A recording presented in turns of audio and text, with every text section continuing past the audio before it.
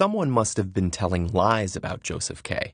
He knew he had done nothing wrong, but one morning he was arrested. Thus begins The Trial, one of author Franz Kafka's most well-known novels. K, the protagonist, is arrested out of nowhere and made to go through a bewildering process where neither the cause of his arrest nor the nature of the judicial proceedings are made clear to him. This sort of scenario is considered so characteristic of Kafka's work that scholars came up with a new word for it. Kafkaesque has entered the vernacular to describe unnecessarily complicated and frustrating experiences, like being forced to navigate labyrinths of bureaucracy. But does standing in a long line to fill out confusing paperwork really capture the richness of Kafka's vision? Beyond the word's casual use, what makes something Kafkaesque?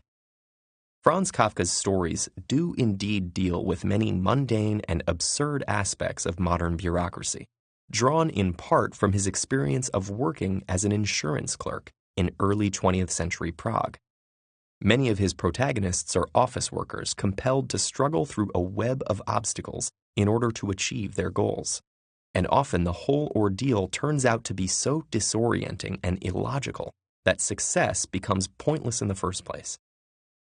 For example, in the short story Poseidon, the ancient Greek god is an executive so swamped with paperwork that he's never had time to explore his underwater domain.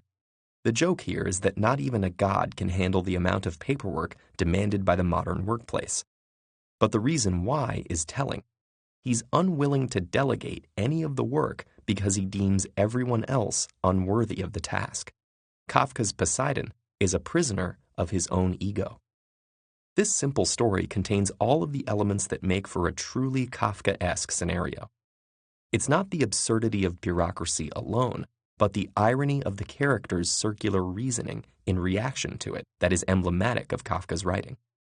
His tragicomic stories act as a form of mythology for the modern industrial age, employing dream logic to explore the relationships between systems of arbitrary power and the individuals caught up in them. Take, for example, Kafka's most famous story, Metamorphosis.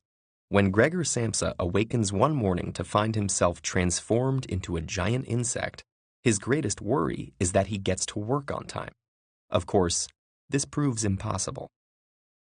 It was not only the authoritarian realm of the workplace that inspired Kafka. Some of his protagonist's struggles come from within. The short story A Hunger Artist describes a circus performer whose act consists of extended fasts. He's upset that the circus master limits these to 40 days, believing this prevents him from achieving greatness in his art. But when his act loses popularity, he is left free to starve himself to death. The twist comes when he lays dying in anonymity, regretfully admitting that his art has always been a fraud. He fasted not through strength of will, but simply because he never found a food he liked. Even in the trial, which seems to focus directly on bureaucracy, the vague laws and bewildering procedures point to something far more sinister. The terrible momentum of the legal system proves unstoppable even by supposedly powerful officials. This is a system that doesn't serve justice, but whose sole function is to perpetuate itself, what political theorist Hannah Arendt, writing years after Kafka's death, would call tyranny without a tyrant. Yet accompanying the bleakness of Kafka's stories, there's a great deal of humor, rooted in the nonsensical logic of the situations described. So on the one hand, it's easy to recognize the Kafkaesque in today's world. We rely on increasingly convoluted systems of administration that have real consequences on every aspect of our lives. And we find our every word judged by people we can't see according to rules we don't know. On the other hand, by fine-tuning our attention to the absurd, Kafka also reflects our shortcomings back at ourselves. In doing so, he reminds us that the world we live in is one we create and have the power to change for the better.